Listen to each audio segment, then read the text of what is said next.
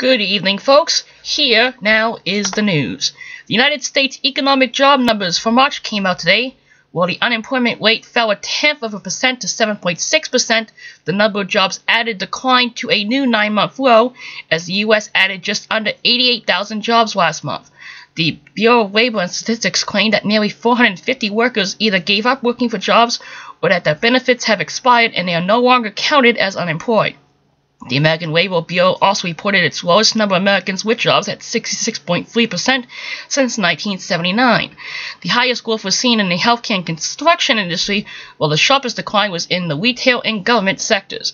As a result, the Dow Jones Industrial Average closed down 86 points today to end at 14,519. A senior White House administrator confirmed today that President Obama is proposing entitlement reform and a number of tax hikes when his budget for the 2014 fiscal year is released next week. The president wants to use those $600 billion in new taxes, largely taken from infrastructure fees, and a rise in the cigarette tax for improvements on transportation and in the education sector. The president is also looking into reducing what they call the red tape, in which matters will be based upon the annual adjustment to living costs for people living on Social Security. The biggest taxes being put on the table will limit tax deductions claimed by people making over $200,000 a year to 28%. This would also be on top of an increase in the payroll tax for those wealthy Americans. Another one would limit tax-free retirement accounts to $3 million, and a loophole that allows some individuals to collect both a federal disability check and a regular Social Security check. The athletic director at the University of Rutgers abruptly resigned today as the fall of a leaked videotape showing former men's basketball head coach Mike Rice physically abusing his players continues.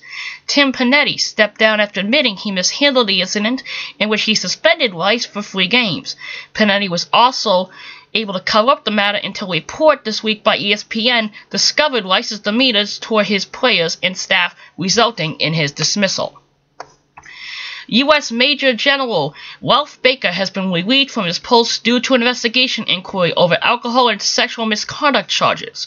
Baker was the commander of the Joint Task Force in the Horn of Africa. The Department of Defense is looking into claims that Baker sexually harassed a fellow female officer. The investigation continues also into how a suspect in a murder investigation was able to kill a police detective before turning the gun on himself. The incident took place yesterday morning in Jackson, Mississippi. 23-year-old Jeremy Powell was questioned on murder charges by 40-year-old Eric Smith, who was a 17-year veteran of the force, when Powell was able to steal Smith's handgun and open fire on the officer and then turn the gun on himself.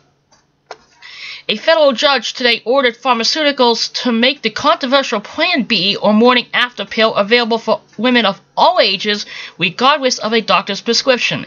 Until this ruling is finalized, only women over the age of 17 are allowed to obtain the drug without a written prescription. In world news, 46 people are confirmed dead and rescue workers are scrambling to find survivors after a building collapsed this morning in India. The 8-story building was finishing its construction at the time of its collapse in Mumbai.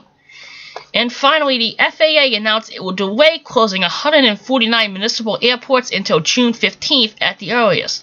This is because the FAA wants to continue its reviews on some of the towers it is planning to close and the effect it will have on travel nationwide. The action is part of the sequester effects that took place on March 1st.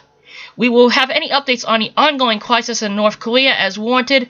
For now, that is the news for today, April 5th, 2013.